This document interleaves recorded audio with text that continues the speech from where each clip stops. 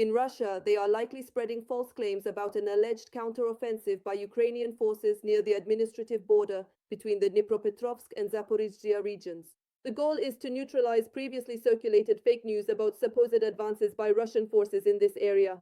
The Institute for the Study of War report states, there have been numerous complaints from Russian so-called mill bloggers themselves about the systematic practice of commanders of the Russian Federation, who send false reports to their superiors about alleged offensive actions. They likely exaggerated Russian offensive actions in the directions of Alexandrovka and Gulyai-Pole, and are now trying to use the appearance of a Ukrainian counteroffensive to justify their retreat to forward positions that Russian troops have probably held for some time. Meanwhile, it has become known that Ukraine's defense forces did not allow the Russian invaders to gain a foothold in the village of Prydorozhne in the Zaporizhzhia region. The settlement is under the control of the armed forces of Ukraine. This was reported in a message from the 33rd Separate Assault Regiment on Telegram. In particular, Ukrainian defenders refuted the claims of the Russian occupiers about the alleged capture of Prydorozhne. The day before, defense forces liberated the village of Ternovate in the Zaporizhzhia direction from Russian troops. Ukrainian defenders recorded a video at the entrance sign to the settlement of Ternovate.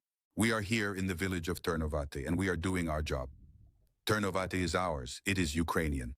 Journalist Malkinek notes, earlier the Russians claimed to have control over Ternovate. The spokesperson for the Southern Defense Forces, Vladislav Voloshin, told RBC Ukraine that in reality this village is located at least 15 kilometers from the line of contact. However, according to him, the Russians did indeed enter there. Saboteurs, under the cover of bad weather, infiltrated the settlement and filmed themselves with drones as they unfurled their flags. Soon after, Ukrainian soldiers discovered and cleared out the Russians. One enemy group was eliminated, and another was taken prisoner. The Financial Times, citing sources, reports that losses in the Russian army during the war against Ukraine have sharply increased, making it increasingly difficult to achieve the objectives set by the President of the Russian Federation, Vladimir Putin. Meanwhile, the publication Welt reports that the Russian Federation is preparing a spring offensive against Ukraine. The enemy is concentrating significant forces on the eastern and southern borders. The front is on the verge of its greatest test. While world leaders discuss diplomatic scenarios, the fate of entire regions is being decided in eastern Ukraine. According to the latest reports, Russia has come very close to capturing 3 key cities that form the foundation of our defense in Donbass. What will happen if these strongholds fall? What plan has the General Staff prepared to stop the enemy's advance? And why could the next 48 hours prove decisive for the entire year 26? Now we will analyze the battle map, which leaves no room for illusions. Watch until the end. Everyone needs to know this. And for more details, see our report. You are on the Glavred channel, and I am with you, host Evgeny Serov. Like and subscribe to the channel. The publication cites reports from analysts and war correspondents, highlighting 3 critical areas. First, Pokrovsk. It is a major logistics hub. Losing it would cut off the main railway and road routes supplying our troops in the northern part of the region. Second is Mirnograd, a city that dominates the high ground. If the enemy secures a foothold here, direct fire will strike the Kramatorsk-Slavyansk agglomeration. Third is Gulyai-Pole.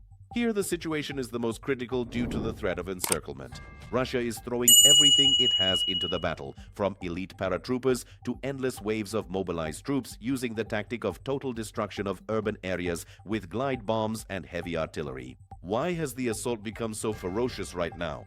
Analysts emphasize the Kremlin is in a hurry. Putin needs a significant success on the ground before Western aid from the new 2026 packages arrives at the front in full. The occupiers are ignoring record losses in equipment and manpower. Moscow's main goal is to force Kiev and the West to negotiate from a position of weakness, holding control over these 3 cities.